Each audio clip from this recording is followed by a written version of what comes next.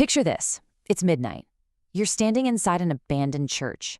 The air is heavy, and the only sound you can hear is the rain just pounding against the stained glass windows. And right there, standing completely alone beneath this enormous cracked statue of Jesus, is a man. He stares up at it for a long time, and then he finally breaks the silence. He says, "They told us to become like him. Then they made him into someone no human being could ever become." It's a pretty intense paradox, right? Think about the massive gap between the command to actually follow someone's path and the literal impossibility of becoming a flawless figure placed high up on a pedestal. But, he isn't alone in there. Out of the darkness of the very last pew, a second voice answers him. It's the philosopher Soren Kierkegaard, and he says, "They admired him so they would not have to follow him." Wow. It really makes you wonder if this is the ultimate spiritual evasion. Did we just substitute the grueling, messy work of inner transformation with the much safer, much easier act of admiring from a distance? So that brings us to the core mystery we're looking at today. Did Christianity actually preserve Jesus' message, or did it completely reverse it?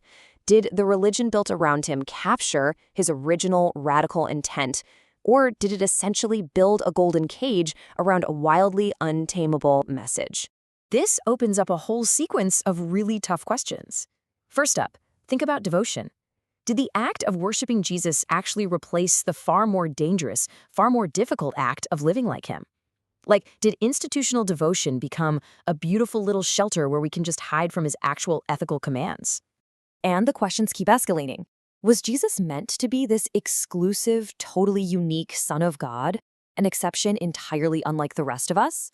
Or was he actually trying to show everyone else how to awaken and become children of God themselves? Are we looking at an uncrossable barrier, or a bridge that literally everyone is meant to cross? Which brings us to this massive tension. I really want you to think about this one. Can someone be fully divine, meaning completely without our inherent flaws, our deep uncertainties, and our moral failures, and still serve as a genuine human example? I mean, if he had a divine nature that we simply don't possess, an inability to truly fail, can he actually be a model for broken, ordinary humanity? Furthermore, what was the ultimate goal here? Did Jesus invite humanity into a profound, shared union with God, where the divine is discovered within us? Or did he establish a system of permanent dependence upon himself, acting as the sole, exclusive gatekeeper to God? And honestly, we have to zoom out and look at the global stage too. Think about Christianity, Buddhism, Hinduism, Judaism, Islam, and Taoism. Did all these great traditions ultimately discover the exact same truth, just using different cultural languages? Or are their historical differences actually too profound, too meaningful, to just erase and blend into one big universal idea? The gathering across time. A meeting of minds. To really explore these mysteries, I want you to imagine an impossible historical gathering happening right inside that midnight church. You've got Kierkegaard hiding in the shadows of the back row. You've got the tireless activist Dorothy Day walking up the aisle, placing bread on the altar. And you've even got Friedrich Nietzsche entering from the rain with a cynical laugh, ready to challenge the whole thing. And the guest list gets wilder. Picture biblical scholars fiercely debating history right next to a dry baptismal font. Imagine a fleeting, haunting glimpse of Jesus himself, afraid and vulnerable in the Garden of Gethsemane.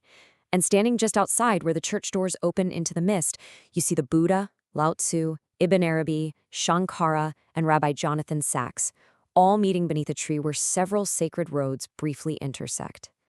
God, awakened human, Israel's Messiah, the eternal Word. Look, spoiler alert, we are absolutely not going to resolve which of these titles is the ultimate, exclusive truth today. We're not here to settle centuries of debate. Instead, we're going to leave that profound mystery perfectly intact. Because eventually, all that theological noise, it just fades away. The loud debates quiet down to a whisper, and our attention is drawn away from the great scholars and mystics down to the very front pew. Sitting right there is a young, soaking wet man who just walked in from the rain, looking for an answer that isn't just some abstract doctrine. And as those legendary teachers silently leave the church, walking down their separate roads into the morning light, they leave this young man with one final, totally piercing question. He pulls out a pen and writes it down on a blank page. What kind of person is your belief about Jesus making you become? And that is the absolute crux of it for us too. Was Jesus meant to be safely placed on a pedestal to be admired from afar? Or was he meant to be followed down a path? If this mystery has you completely hooked, you've got to check out the rest of this brilliant piece. You can dive into the full, fascinating 5-part imaginary debate by visiting imaginarytalks.com. Trust me, you do not want to miss it. This presentation is based on an imaginary conversation created for philosophical and educational exploration. It does not portray actual statements, meetings, or endorsements by the historical or modern figures represented.